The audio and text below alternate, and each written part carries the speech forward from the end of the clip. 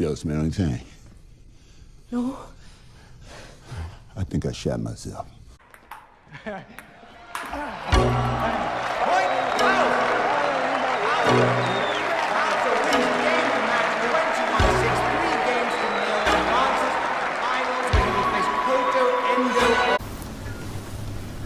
What are you doing?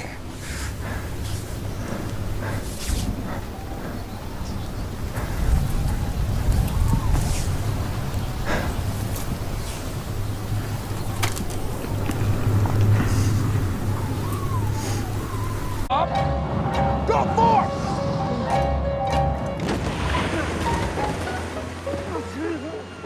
Can we have a dialogue, please? Don't call it dialogue.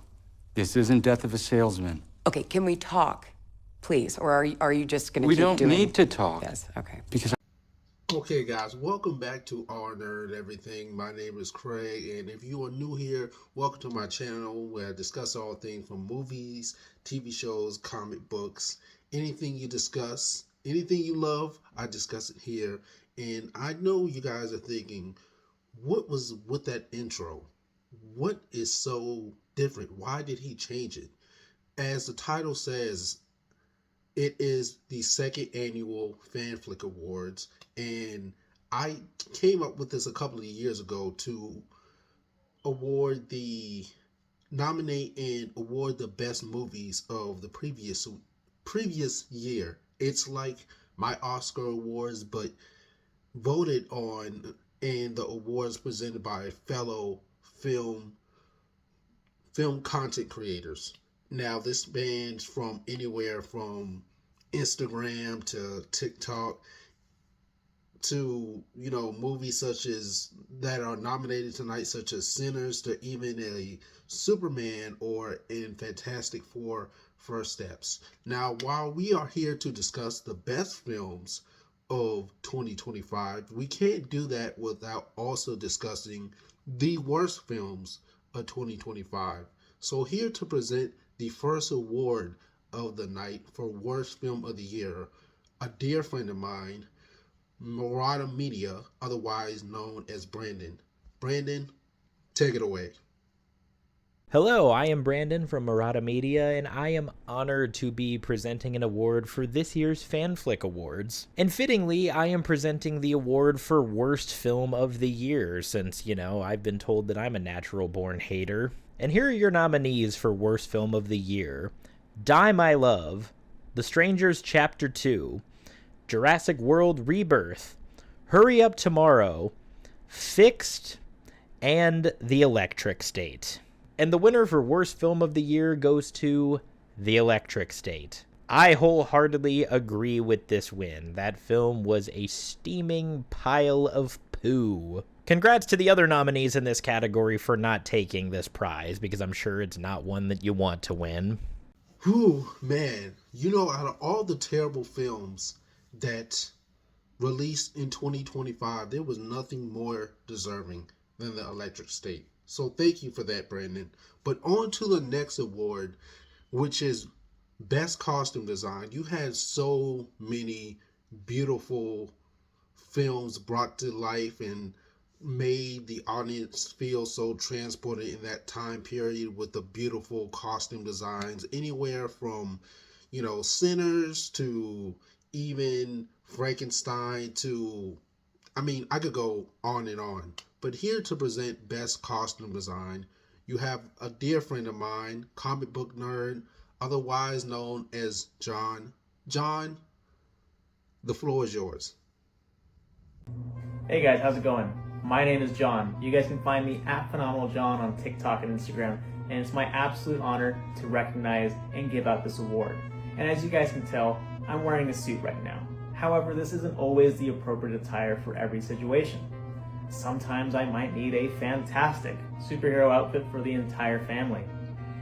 Sometimes I might need loose fit clothing for an intense game of table tennis. And if I'm feeling crazy, sometimes I might need to wear an all-black dress, a witch's hat, and a broomstick. Basically what I'm saying is that it's important to have the appropriate outfit for every situation. And that's what we're recognizing today. It's not just make-believe, it's not just cosplay, it's about immersing yourself in the world that you're looking at. So, without further ado, Here are the nominees for Best Costume Design. Alexander Byrne, Fantastic Four: First Steps. Ruth E. Carter, Sinners. Paul Tazewell, Wicked for Good. Kate Hawley, Frankenstein. Lindsay Pugh, Haida. And lastly, Miyako Belize, Marty Supreme. And your winner is Paul Tazewell, Wicked for Good.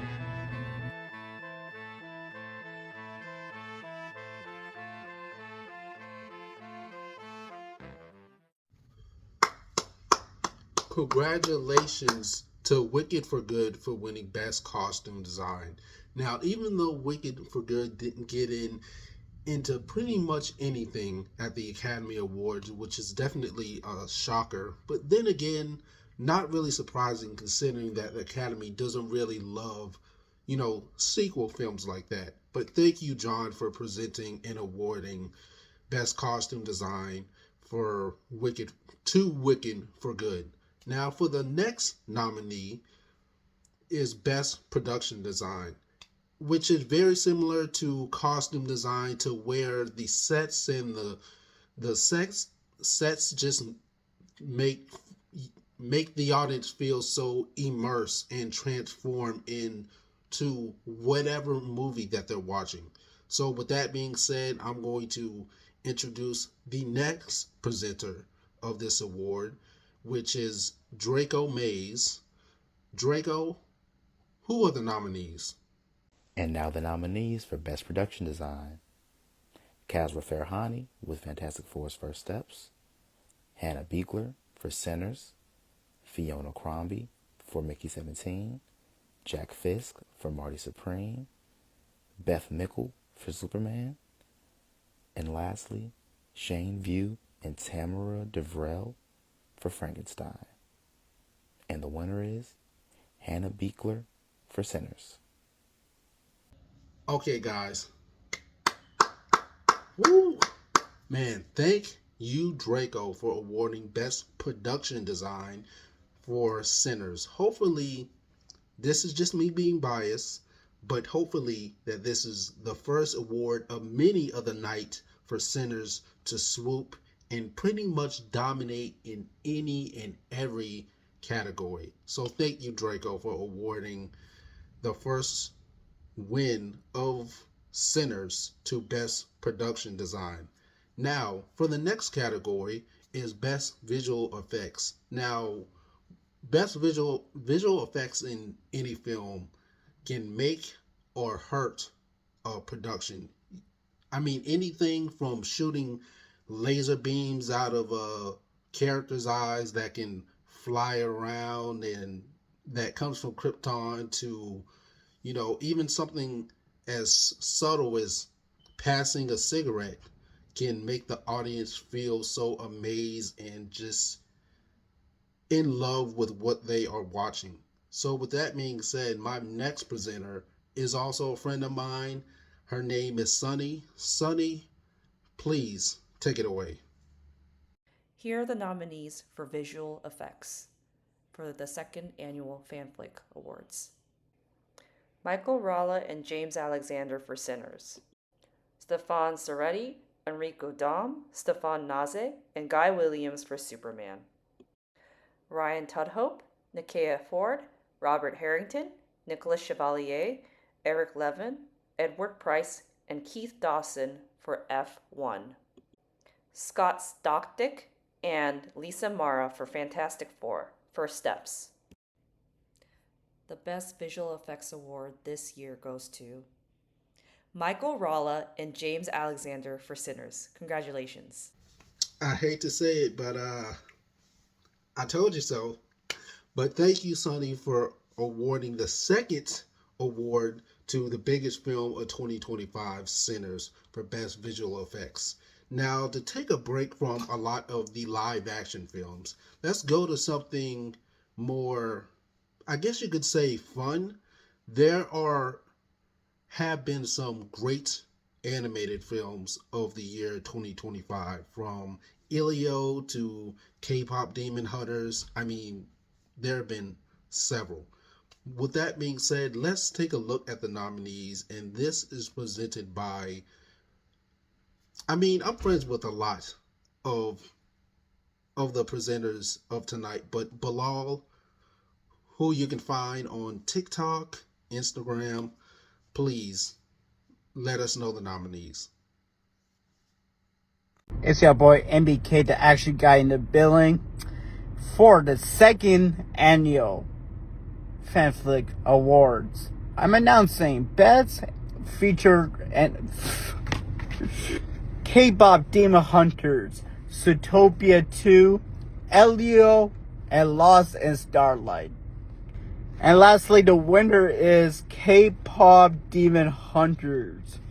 Thank you, Bilal, and congratulations to K-pop Demon Hunters for winning Best Animated Film. In my opinion, there was nothing more crazy and sensational than that entire month of everyone pretty much raving and going insane over K-pop Demon Hunters. I am still banging the soundtrack. But on to the next award of the night, which is kind of related to K-pop Demon Hunters. You have Best Original Song. And like I said with K-pop Demon Hunters, one of the best movie soundtracks of 2025. And thank goodness that we're getting a sequel to the film. K-pop Demon Hunters is also nominated for Best Original Song for Golden. Now, Movies for Juan, otherwise known as just Juan himself, please present us with the next category for Best Original Song. My name is Movies with Juan, and these are the nominees for Best Original Song. I Lied to You from Sinners, Golden from K-pop Demon Hunters, Train Dreams from Train Dreams, and There's No Place Like Home from Wicked for Good. And the winner is I Lied to You from Sinners. Sinners for I Lied to You? Now, I'm actually pretty surprised by that, considering the amount of success and streams of K-pop Demon Hunters on not only with the movie on Netflix, but with the music on Spotify. I was for sure that Golden was going to take this one. But congratulations to Sinners for the third award of the night. Now, for Best Score, you have films such as Sinners and One Battle that just captivate and make you feel something, whether it's anger, sadness, any kind of emotion. A score can make or break any film. Now, our next presenter is Caleb Jeter, here to present Best Score. And the nominees for Best Score of 2025 are Ludwig Göransson for Sinners, Johnny Greenwood for One Battle After Another, Jerskin Fendrix for Begonia, Hans Zimmer for F1, and Alexander Desplat for Frankenstein.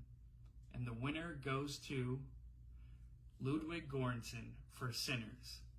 Oh man, isn't Sinners just absolutely killing it tonight? 4 awards? Man, congratulations to Ludwig Göransson for composing one of the best films of 2025. And Ludwig Göransson and Ryan Coogler, they are just a match made in heaven. So congratulations to Ludwig Göransson for Best Score. Now for this next award, here to present Best Hair and Makeup Design is Get Your Popcorn. Hi, my name is Holly Holiday from the Get Your Popcorn podcast. You can follow me on all socials at Get Your Popcorn Podcast. And I'm here to announce the winners for Best Makeup and Hairstyling. The nominees are Ken Diaz, Mike Fontaine, and Shanika Terry for Sinners. Mike Hill, Jordan Samuel, and Cleona Fury for Frankenstein. Francis Hanna, Mike Collier, and Laura Blount for Wicked for Good. Torsten Witt, Liz Phillips, and Albert Elizondo for Begonia. And Kira Pachenko for Marty Supreme. And the winners are Mike Hill, Jordan Samuel, and Cleona Fury for Honestly, I'm not surprised there that Frankenstein won for Best Hair and Makeup Design. But thank you, Holly, for presenting the award and awarding it to Guillermo del Toro's Frankenstein. Now, I just missed the movie in theaters. Luckily, I was able to catch it on Netflix. And while I did not hate this movie as much as my contemporaries did or other people did, there are some weaknesses in its film. And while I don't think it's Guillermo del Toro's best, it is still a solid film. So congratulations to Frankenstein for winning Best Hair and Makeup. Now on to the writing portion of the award show with Best Original and Best Adapted Screenplay. Here to present Best Original Screenplay with a dear friend of mine, well, Canadian friend of mine, Hanai. Hey yo, Nai here, your Canadian correspondent for this year's Fanflick Awards, here to present to you this year's award for Best Original Screenplay. And the nominees are Esco Vogt and Joachim Trier for Sentimental Value, Ryan Coogler for Sinners, Zach Kreger for Weapons, Derek Chanfrance and Kurt Gunn for Roofmen, Ray Mendoza and Alex Garland for Warfare, Eva Victor for Sorry, Baby. And this year's award for Best Original Screenplay, as voted by film creators, goes to Sinners. As if anybody would have ever been surprised. Sweep them at this year's Oscars, Ryan Coogler. Once again, how many times am I going to say congratulations to Sinners? This is what, its 5th award of the night for Best Original Screenplay. I mean, Sinners is just, whew. I mean, if I had a hat, I'd take it off right now. But on to the next category, which is very similar to the last category, which is Best Adapted Screenplay. And this is based on anything that has previously been done, whether it's anything from Shakespeare to even a play. But on to the nominees for Best Adapted Screenplay. You have Hamlet, Hedda, Frankenstein, No Other Choice, and One Battle After Another. Now, on to our winner. And the winner for Best Adapted Screenplay goes to One Battle After Another. Congratulations to Paul Thomas Anderson. Now, on to our very last technical category. We have Best Cinematography. And here to present Best Cinematography is none other than Mel. Hi everybody, I'm Mel on Film. The next category will be for Best Cinematography. And the nominees are Autumn DeRald Arcapa for Sinners, Dan Lawston for Frankenstein, Larkin Seipel for Weapons, Claudio Miranda for F1, Robbie Ryan for Begonia, and Darius Kanji for Marty Supreme. And the winner is Autumn DeRald Arcapa for Sinners. You know, I would say that I'm surprised. I could feign surprise and say, oh my God, Sinners won for Best Cinematography. Oh my God, I was not expecting that. But I would be lying to myself and to all of you because I had a feeling that Sinners was going to, snag that right on up because Autumn, phew, man, she made Sinners look so captivating. It's so visually stunning. It's just a masterpiece to look at. It's just so gorgeous. So thank you, Mel, for presenting and awarding Sinners with its 6th award for tonight. Now, with all the technical categories out of the way, it's time to get to the main categories.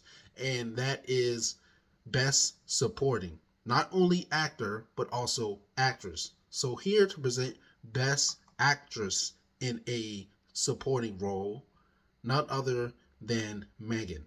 Hello, it's Megan, host of the Tea and Popcorn podcast, and I have the pleasure to present the award for Best Actress in a Supporting Role. And this category is stacked. The nominees are Wami Masaku for Sinners, Odessa Azayan for Marty Supreme, Tiana Taylor for One Battle After Another, Amy Madigan for Weapons, and Elle Fanning for Sentimental Value. And the winner is Wami Masaku for Sinners. Good Lord, what is that, 7? What?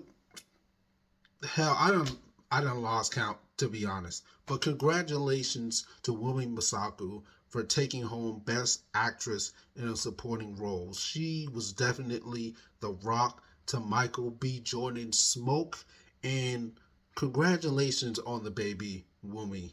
Now, with that being said, it's time to get to Best Actor in a Supporting Role. And here to present that is none other than Vakash. Present away. Best Actors in a Supporting Role this year. The nominees are Delroy Lindo for Sinners, Sean Penn for One Battle After Another, Benicio del Toro for One Battle After Another, Jack O'Connell for Sinners, Paul Mescal for Hamnet, and Jacob Elordi for Frankenstein. And the winner for this year's Best Actor in a Supporting Role is the Delroy Lindo for Sinners, one of the best to ever do it. Congratulations.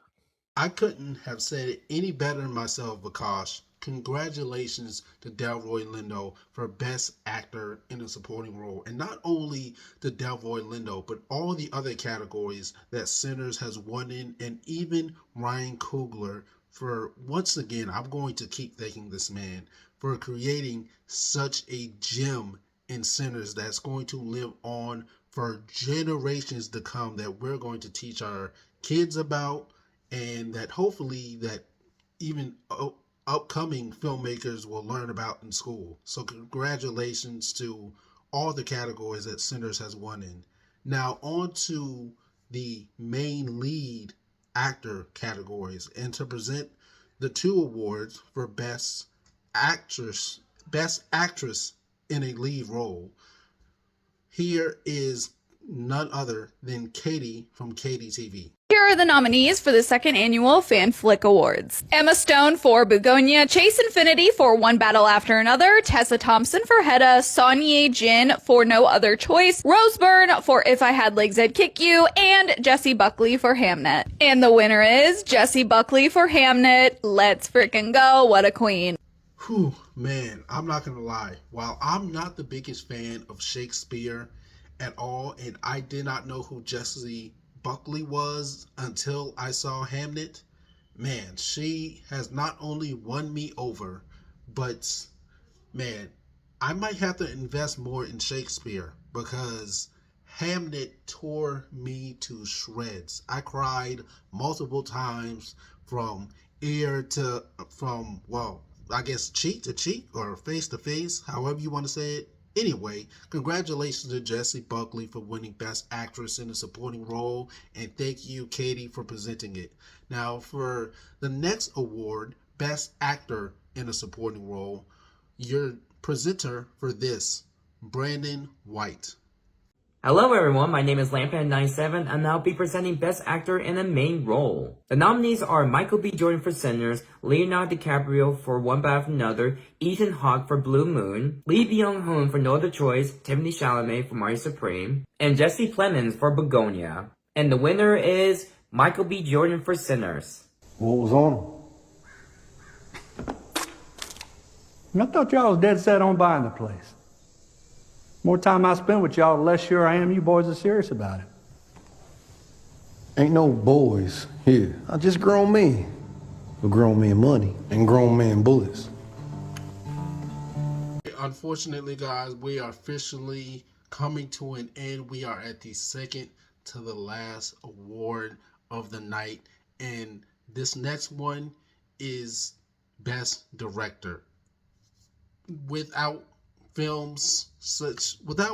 great directors like Ryan Coogler, Paul Thomas Anderson, Chloe Zhao, you would not have the beautiful depictions of whatever topics that they are trying to bring to life, whether their films tackle white supremacy or colonization or grief, depression, or love, whatever it is. There is no Sinners without Ryan Coogler. There is no Hamnet without Chloe Zhao. There is no Frankenstein without Guillermo del Toro. So with that being said, on to our second to last category, which is Best Director. Here to present Best Director from Drew's Reviews. Drew.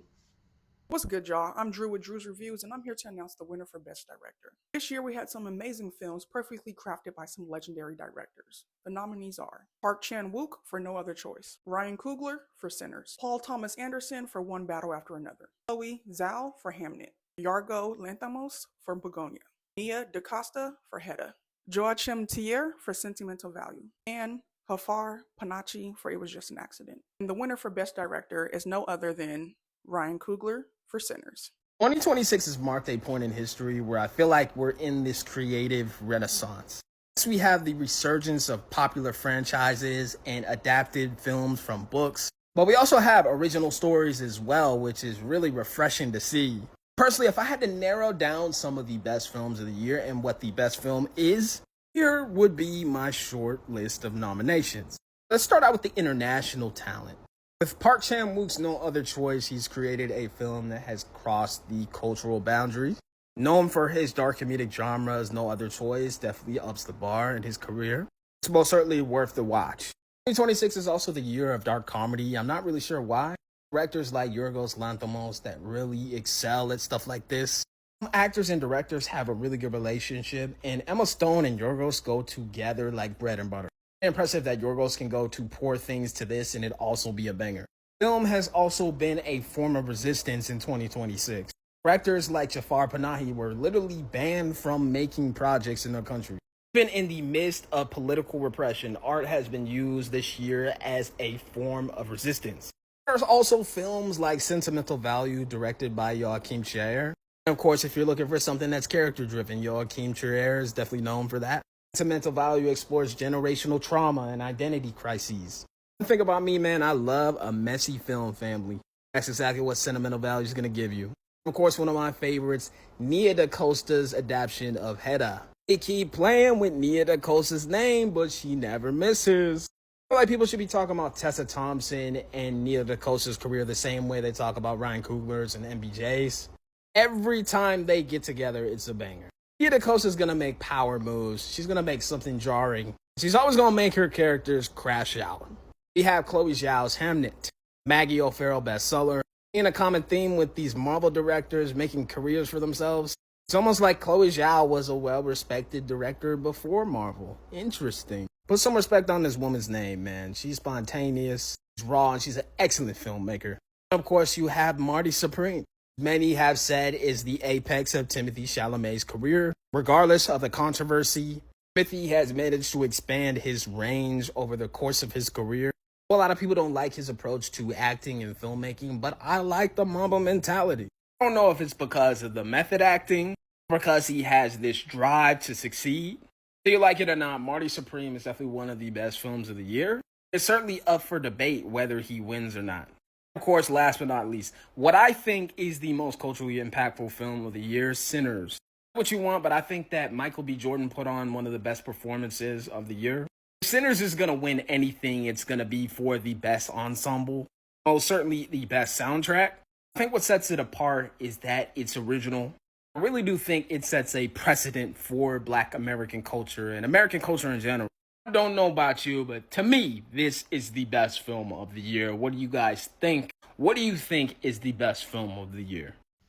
Whew, man, that is a lot of nominees for Best Picture.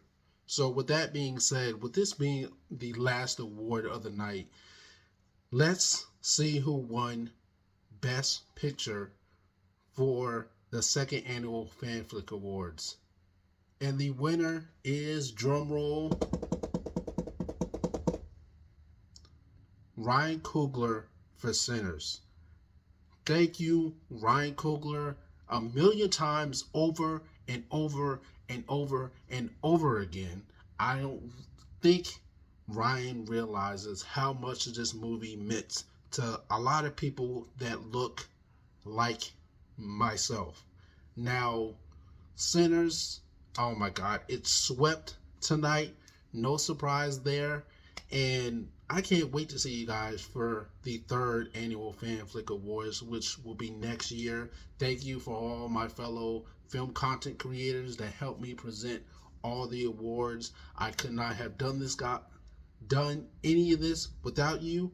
It was a lot of difficulty to get this, done within a certain amount of time, but we were able to do it. So thank you guys, and thanks everyone for watching, and thanks everyone for voting on all the categories and being a part of the 2nd annual Fanflick Awards. So with that being said, good night, good luck, and have a better 2026 when it comes to film. Thank you. Goodbye. Don't forget to like, comment, and subscribe.